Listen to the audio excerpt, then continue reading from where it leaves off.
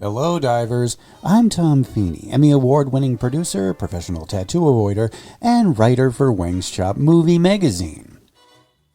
Welcome to an exciting new entry in the Deep Dive podcast series. It's a bit of a throwback to the original purpose of this podcast, to find cool, interesting, and truly bizarre things to watch on streaming media. Now, with all these services out there, it seems we have almost hit a saturation point when it comes to content. In other words, almost anything you want to watch, you can watch. But what do you look for when you don't know what to look for and even where to look for it?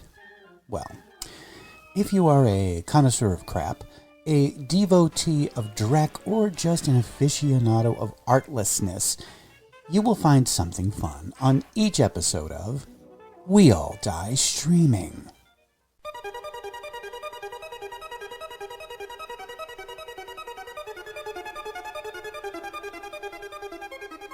The big question in this episode is, when is a movie trilogy not really a movie trilogy? In this particular case, the answer is a bit complicated. Actually, it's very complicated. In fact, the history of movie trilogies itself is pretty convoluted. It's difficult to get a clear picture of what that even means. Does a trilogy have to include the same characters, the same storyline, and the same themes throughout all three? Or can they just be connected in name only? Suffice it to say, there have been connected film series since the infancy of cinema. As far as the idea of a trilogy goes, you can thank the Greeks. Dramatic plays performed by the Greeks often were performed in threes, with the works being connected in some way.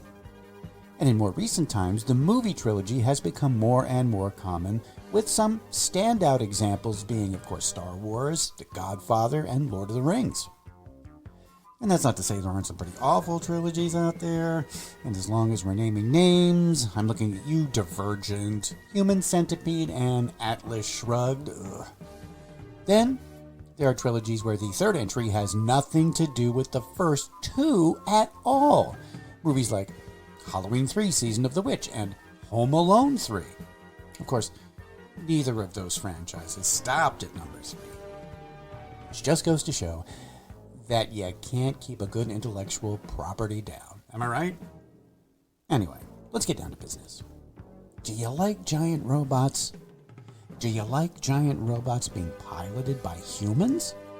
Do you like giant robots being piloted by humans fighting each other? Sure you do. From Power Rangers to Pacific Rim, audiences love massive mechas mauling each other. But before either of those franchises made it to screens, there was Robot Jocks. No, it's not athletic underwear for mechanical beings. It's a cult classic 1990 motion picture.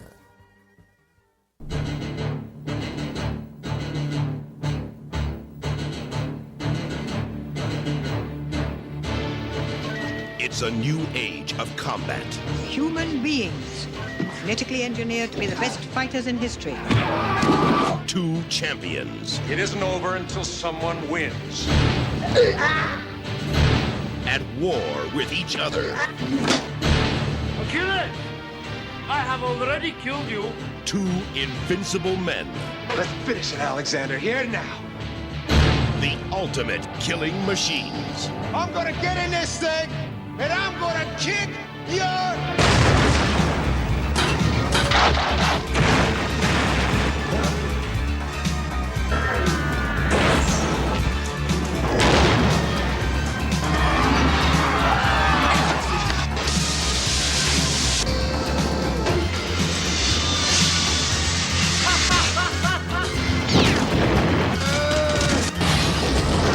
The battle's over. Not for me.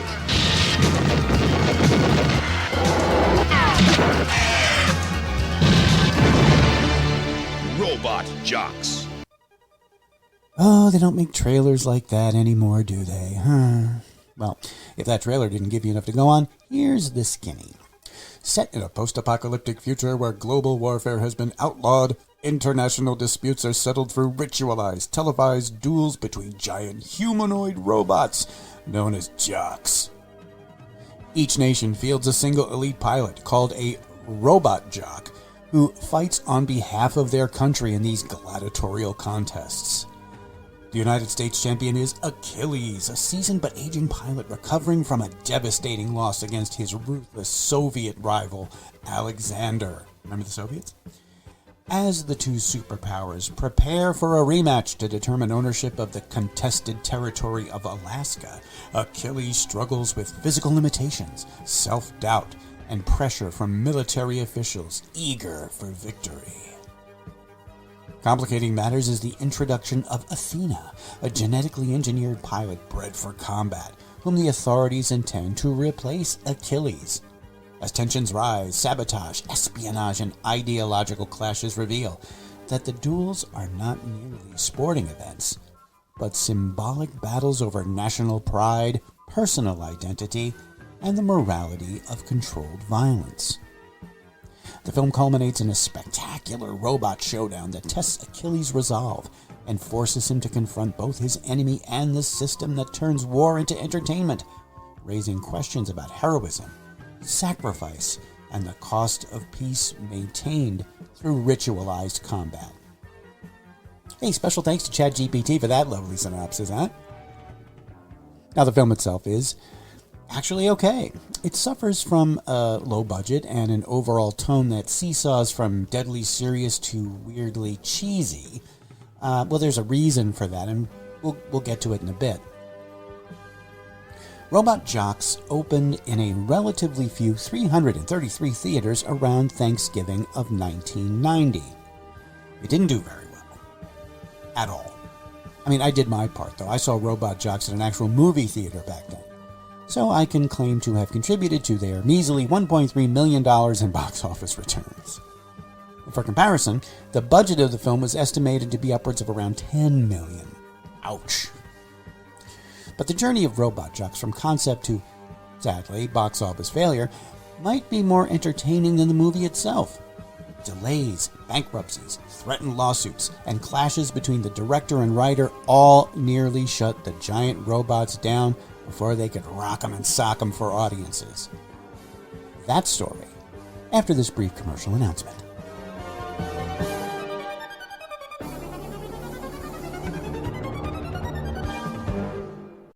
It is a world transformed, where things are not what they seem. It is the world of the Transformers. Transformers, more than meets the eye. Autobots wage their battle to destroy the evil forces of the Decepticons. Transformers. Robots in disguise. Transformers, more than meets the eye. The Transformers from Marvel Comics. It's hard to describe to people who weren't around during the 1980s just how popular the Transformers toy line and cartoons really were in the United States. So giant robots were a huge deal in the worlds of toys and animation. But no one had attempted to do a live-action movie with big metal monsters bashing each other into oblivion. And no, I am not counting Mechagodzilla. Enter director Stuart Gordon. He wondered the same thing. Could you make such a film? If you could, it might just happen to that lucrative market and become a money-making franchise. Now, if you don't recognize the name, Stuart Gordon was responsible for some of the weirdest and wildest horror movies of the 1980s. If you've seen Reanimator, or From Beyond, or Dolls, you know just what I mean. Gordon brought his idea to producer Charles Band. Band had been producing and directing low-budget movies since the 1970s. Some of the more noteworthy ones include 1982's Parasite, a 3D horror film starring Demi Moore in one of her first feature film roles, and of course the aforementioned Reanimator. In 1983, Band formed his own theatrical distribution company, Empire Pictures. Band was interested in Stuart Gordon's idea for a giant robot movie, but felt it would be much too expensive to film. But not wanting to turn the idea down, he asked Gordon to put together a test reel of stop-motion animation special effects to see if it could be done at a reasonable cost. The resulting footage impressed band and potential investors, so Gordon got the green light to make Robo-Jocks. No, I didn't say it wrong. The original title was Robo-Jocks, not Robot Jocks. Now, around the same time that Robo-Jocks started filming, a little film called RoboCop was making its mark in movie theaters. He died a hero Target? and was reborn as RoboCop. A one-man police force with the strength of an army, the speed of a laser, the brain of a computer, and a body made of steel. Looking for me? RoboCop, rated R. Starts Friday, July 17th at a theater near you. The studio that released RoboCop, Orion Pictures, got wind of the Robo-Jocks production and promptly threatened to sue Empire Pictures if they did not alter the title to sufficiently differentiate it from RoboCop. There was also tension within the production itself. Director Stuart Gordon and screenwriter Joe Haldeman clashed over the tone of the film. Haldeman wanted Robot-Jocks to be a serious science fiction film, while Gordon was aiming for a more family-friendly and fun thrill ride of a movie. That stylistic tug-of-war led to the odd tonal inconsistency of the finished product. Even the impressive special effects proved to be more of a challenge than first expected. Now, normally, with stop-motion animation, the figures being manipulated frame by frame are inside a carefully controlled environment, so nothing can accidentally interfere with the delicate work.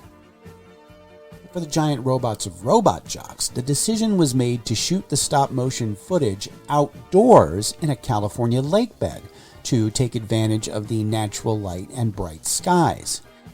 Unfortunately, weather conditions caused numerous issues, causing the special effects sequences to become delayed. Principal photography on Robot-Jocks ended in April of 1987, and it wouldn't be released until the end of 1990, over 3 years later. So what happened? Well, by 1988, Charles Band's Empire Pictures was millions of dollars in debt after financing films with bigger and bigger budgets and without the expected box office returns. The company defaulted on its debt, and its assets were seized and taken over by a company called Epic Productions.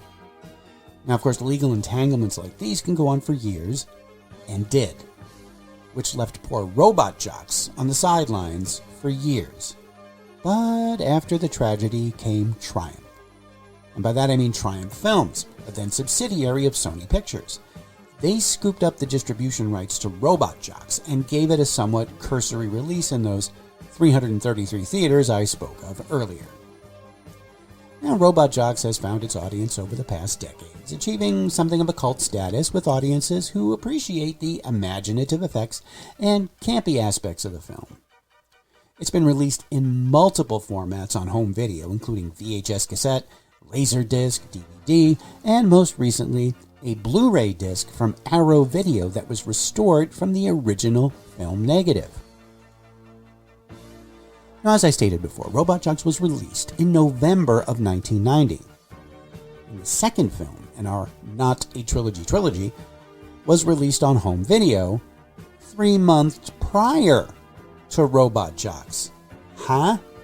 Okay, we're going to unpack this. First, however, let's have a look at this sort of sequel, Crash and Burn. In the year 2035, a corporate power will rule our nation with terror. Using a secret army of synthetic humans, they will destroy all who oppose them. But a small outpost of rebels will fight their killing machines. By reviving a weapon from their past, they will wage the final battle for our future.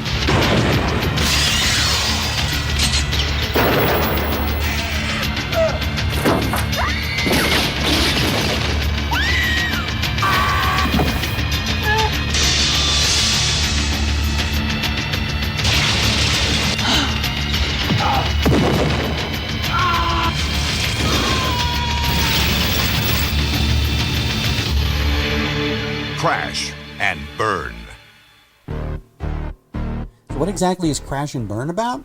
Well, I'll be gracious and spare you the details. Aside from giant robots, a post-apocalyptic society, and terrible acting, does it really matter? What matters is it a sequel to Robot Jocks? No. They share no characters, storylines, or even seem to take place in the same universe. Now, the producer of Robot Jocks is involved, but this time, Charles Band directed this mess. Band reused sets and robots from Robot Jocks in order to cut costs, yes. But if that's all the connection there was, why would people assume Crash and Burn is a sequel? Well, maybe because in some European markets the film was given the title Robot Jocks 2. Why? I have no idea. It certainly wasn't intended to capitalize on the rousing success of the original Robot Jocks. Mind reels. Oh, but we're not quite done here. To make matters even more confusing, as if that's possible, another Charles Band production was created and released in 1993, this time for his more successful Full Moon Entertainment Company. That film? Robot Wars.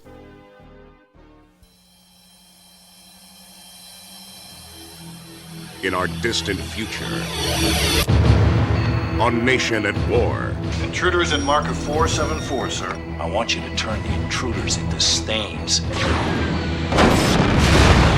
Will discover its strongest ally.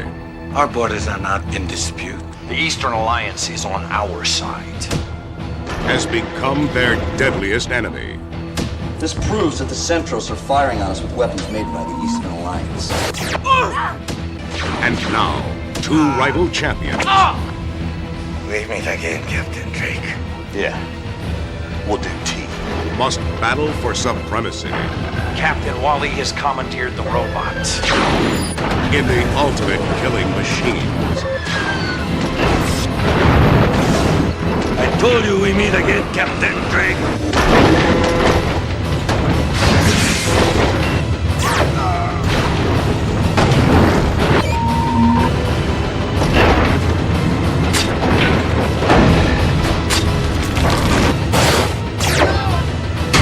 Peekaboo, I kill you.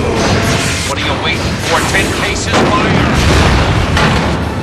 Robot Wars, from the producers of Robot Jocks. This 1993 production from Full Moon Entertainment was directed by another Band, Charles' septuagenarian father, Albert. Way to keep it all in the family. Can you get a senior citizen's discount on movie directors? Well, once again, we have a post-apocalyptic wasteland where robots called Mini-Megs are sent to be the next big defense system in the former United States so-called Eastern Alliance. A lot of chase scenes later and yada yada yada. Another giant robot versus giant robot battle ensues. That's really all you need to know.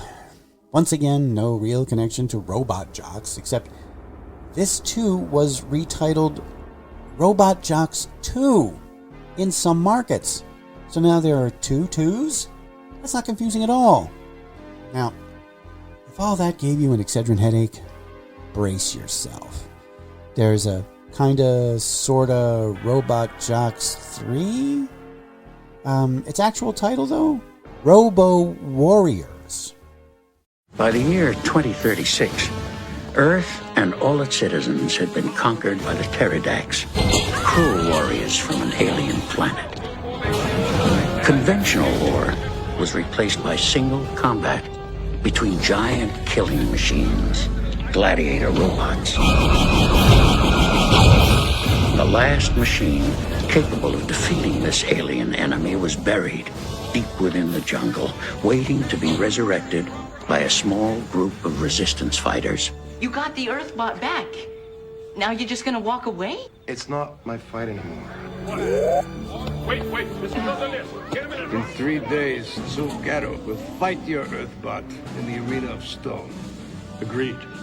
If we're victorious, you remove your occupation force from this planet.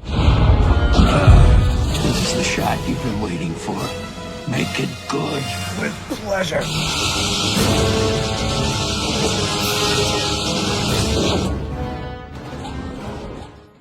Yes, this time we get giant robots versus aliens. The only thing missing is like dinosaurs or something. And once again, absolutely no connection to the original except its overseas title, the very clunky sounding Robot Jox 3 2086 Apocalypse. I wish this microphone were sensitive enough to pick up the sound of my eyes rolling. So, to recap, Robot Jox is a trilogy that is not a trilogy and a quadrilogy that is not a quadrilogy. Amazing for a film that got very little attention when it was released without any fanfare from a studio that ultimately went bankrupt. I think I need a nap after this. Now, if you are in any way, shape, or form interested in seeing these movies, and if you have the time to kill and love this kind of stuff like I do, Robot Jox is available to stream for free with ads on the GOAT of all streaming services, Tubi. If you subscribe to Prime Video, Fubo, the Roku channel, or MGM Plus, it is there as well. Tubi and Prime Video also stream Crash and Burn as well as Robot Wars. Robo Warriors can be seen for free on YouTube as of this recording.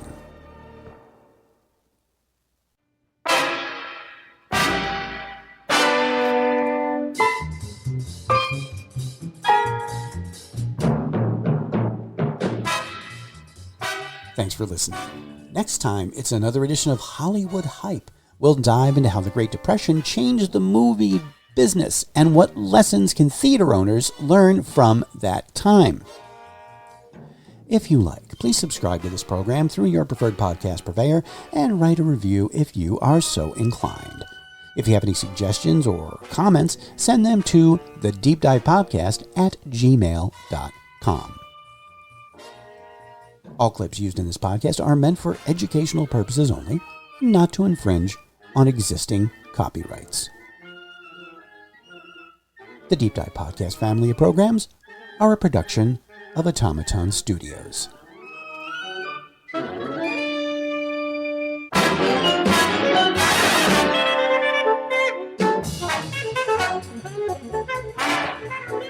Thank you.